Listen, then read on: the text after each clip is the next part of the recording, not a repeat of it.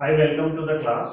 Today we will discuss about electromagnetic spectrum and electromagnetic waves. So we have already discussed that whenever white light passes through a transparent material like prism, it splits up into seven colors, and this phenomenon is known as dispersion of white light. Now whenever white light passes through transparent material like a prism, this splitting up of white light into seven colors is known as Vibgyor. This process is known as dispersion, and this part is known as visible region. And you remember we started off chapter 6, and the name of the chapter 6 is a spectrum. So this part is also known as a spectrum. So whenever somebody asks you spectrum, not electromagnetic spectrum, only spectrum. So this spectrum word, only spectrum, means this band of seven colors. So band of seven colors is known as a spectrum, and this band of seven colors lies in this visible region. Okay. Now what is electromagnetic spectrum? Now let me tell you very important thing. You see, sun is there, sunlight is coming to us. Okay. Now we can see a certain part of the sunlight. What I mean to say is, I read this somewhere in an article that the nature evolves in such a way that it takes care of the humankind. So now what happens is 85% of the sunlight falls in this region. Although sunlight is an electromagnetic spectrum, but 85% of the sunlight is visible region. So nature has evolved our eyes in such a way, or it is in sync with the sunlight. How it is in sync with the sunlight? We can only see visible region, and 85% of the sunlight is visible region itself. It means this electromagnetic spectrum not only consists of these seven colors, but also consists of something else which we can't see. Okay, so let us talk about that part which we are not able to see, or that does not excite our eye lens. Alright, so let us look at that part. I am going to tell you how to remember that part also. You have R here, so above it is infrared, red, infrared, violet, ultraviolet. Alright guys, now what you are going to do is, here you will get X-rays, and then you have gamma rays. Gamma rays. Alright, violet, you have ultraviolet, red, you have infrared, and then above it you have microwave, and then you have radio wave. Okay, so this part is visible region, violet is ultraviolet, red infrared, above red microwave, and then above it radio wave, below it ultraviolet, violet, ultraviolet, then X-rays, then gamma ray. Now this part is the spectrum, the band of seven colors is a spectrum, and it lies in the visible region. So this is what I mean with visible region. Visible region is this part only which we are able to see. Rest of the part we are not able to see. It does not excite our eye lens. Okay, so like infrared, microwave, radio wave, this does not fall in the visible region. They have a different wavelength, different frequencies. Alright, now guys, you need to understand, as I told you in the previous class, from violet to red, as you go up, wavelength increases. So red has the maximum wavelength, so obviously infrared will have the wavelength which is greater to red, microwave will have a wavelength which is greater to infrared, and radio has the maximum wavelength, and gamma rays has the least wavelength. So as you go up from bottom to top, wavelength will increase.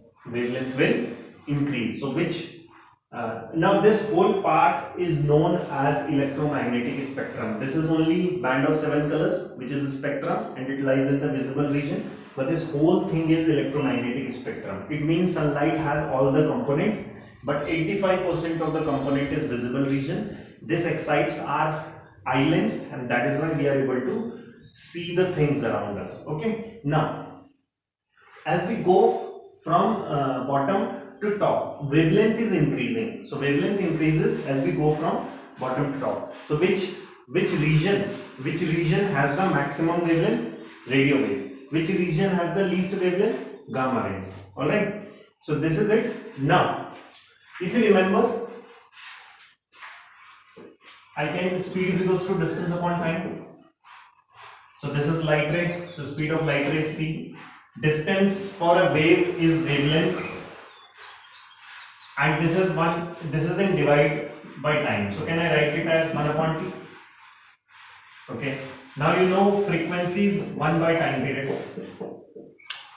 So instead of 1 by time period, what I can write? Frequency. So c is equals to lambda f. Bring this f down. So lambda is equals to c upon f. Now you know that c is a constant. Speed of light in air and vacuum is 3 into 10 to the power 8 meter per second, which is a constant. If you remove this constant, proportionality will come, because whenever we remove proportionality, constant comes. So the reverse is also true. Whenever we remove the constant, proportionality has to come back.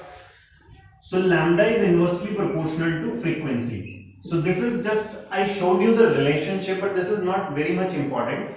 You can just keep in mind that c is equals to lambda f and wavelength is inversely proportional to frequency.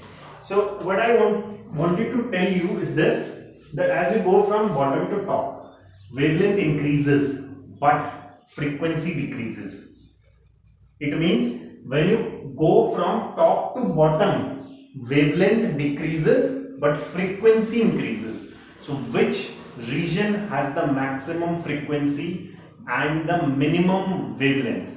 Minimum wavelength is gamma rays and maximum frequency is gamma rays. Alright.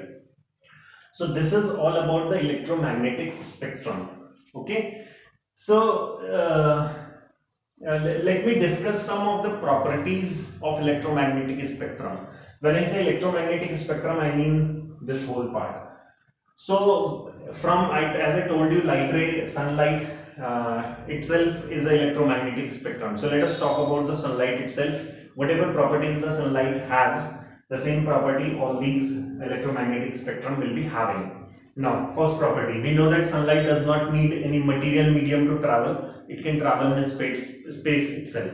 So first property is electromagnetic waves. Electromagnetic waves can travel without any material medium. Second, they can travel with the speed of light, that is 3 into 10 to the power 8 meter per second. This is the second thing. Number third is they are transverse in nature. Transverse in nature. So they are transverse in nature. Now what do we mean by transverse in nature? It means if the wave propagation is in this direction, then the vibrations will take in the perpendicular direction. Okay, you remember waves are of two types. One is longitudinal wave, which is sound wave, and this is light wave, which is transverse in nature. So in this transverse nature, the propagation of wave is always perpendicular to the vibration of the wave. Okay. Yes, one important thing, electromagnetic wave also exhibit the property of reflection and refraction. Sunlight can refract, sunlight can show reflection. So this electromagnetic wave is capable of exhibiting both properties, reflection and refraction. Okay. Yes, and these waves are not deflected by electric or magnetic field. They are not deflected by electric or magnetic field. So 5 properties we have discussed. Let me summarize very quickly for you all these properties. First, sunlight does not need a material medium to travel. It can travel in space itself. First property. Second property, they travel with the speed of light, that is c, 3 into 10 to the power 8. Third property, transverse in nature. Electromagnetic waves are transverse in nature. Fourth property, they exhibit the property of reflection of light and refraction of light. Sunlight can reflect and refract both. And last property is this, they do not get deflected by the electric and magnetic field. Okay, so this was all about the electromagnetic spectrum. Thank you.